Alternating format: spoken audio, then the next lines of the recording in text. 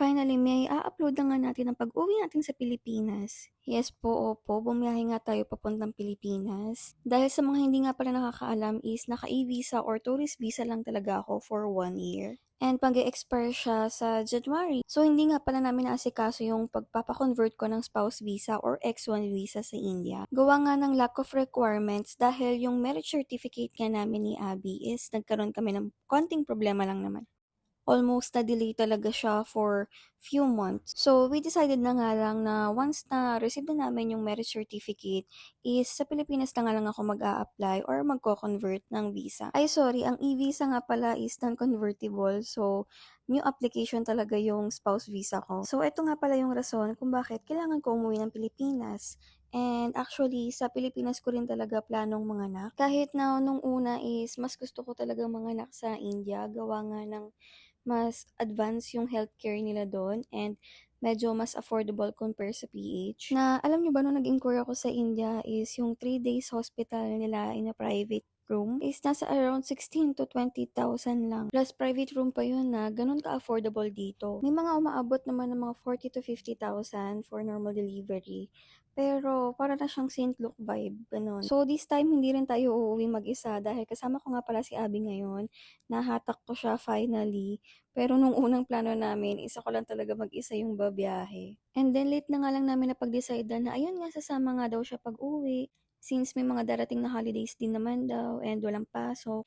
Kaya pag-uwi nga din namin ng Pilipinas is nagulat nga din sila na kasama ko nga yung asawa ko. Dahil ang ina-expect nga nila is ako lang daw yung uuwi. Pero saglit lang din talaga siya nagstay. Alam mo yun, literal na hinatid lang niya ako and then nagstay siya for few days. Gawa nga ng late na kami nag-decide is 14 days free visa lang yung inavail ni Abby. And hindi na rin siya nakapag-apply ng new visa. Alam niyo ba guys na napapaisip ako kung bakit napakadaling kumuha ng spouse visa or X1 visa sa India para sa mga foreigner na married sa mga Indian nationals. Samantalang sa Pilipinas, napakahirap guys. Alam mo yung tipong mag-asawa na kayo pero mahihirapan pa rin kumuha ng TRV or Temporary Residence Visa yung asawa mo. Mahihirapan in a way na para ka pala makapag-apply dito is you need to stay for 2 to 3 months dito sa Pilipinas. Dahil mostly ganun yung time frame for TRV. And yet, hindi nga siya pwede magstay ng ganun katagal dito. Dahil nag-work din siya sa India. And 1 month lang siya mostly nakakapag-stay sa Pilipinas gawa nga ng work.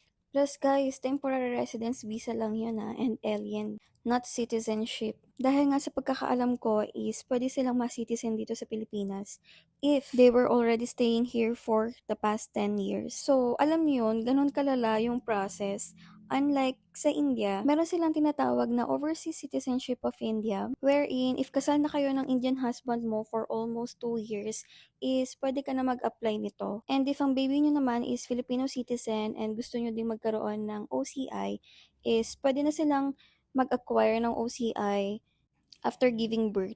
Basta kompleto lang yung documents nyo, yung birth certificate, marriage certificate, and everything. And you're ready to go. Ang OCI kasi is parang lifelong visa mo na rin, wherein pwede ka na magstay sa India ng matagal, and as well as pwede ka na rin mag-work and mag-aral doon. Para ka na rin citizen doon, pero ang only difference lang is hindi ka pwede mag-acquire ng agricultural land, pero pwede ka mag-acquire ng other lands ha. Exemption lang yung agricultural.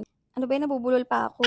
So, don't worry kasi share ko din naman sa inyo yung naging process or experience ko sa pag-a-apply ng visa sa Pilipinas, no? Para naman dun sa iba na planning din na mag-apply sa Pilipinas, magkaroon din kayo ng idea. So, balik na nga tayo dito sa biyahe namin papuntang Pilipinas. After nga namin kumain sa lunch and maligo is nagpunta na nga rin kami doon sa gate namin. Medyo this time nga lang is hindi na namin masyadong na-enjoy yung perks of staying dun sa lunch. Gawa nga ng halos konti lang yung time na nagstay kami doon. Dahil nauna nga yung pagtulog namin ni Abby, ganun. So dahil hapon na nga ng mga time na to, nagmerienda din kami. And dahil 4 hours nga yung flight namin, halos wala kaming magawa.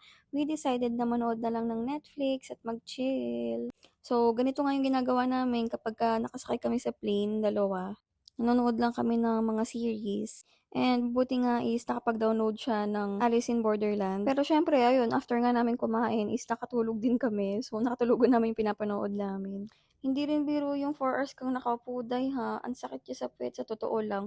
Paano pa kaya kapagka na-try na namin yung direct flight na 7 to 8 hours yung biyahe sa pagkakaalam ko. Dun sa mga nakapag-try na ng direct flight diyan starting October, kamusta kayo? Mas convenient ba? And finally, nandito na nga kami sa Pilipinas. And sinundo nga pala ako ng mother ko at ng brother ko.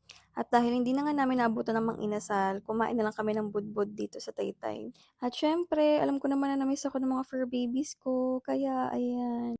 Parang kulang na lang mura-murahin nila ako. Nasabi ni Summer, ba't mo kami iniwan? Napakalabay mo, napakalayas mo.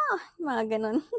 Sobrang hindi sila mapakali. Akala siguro nila is inabandono ko na sila. So, ayun lang guys. Thank you for watching and follow nyo na din ako.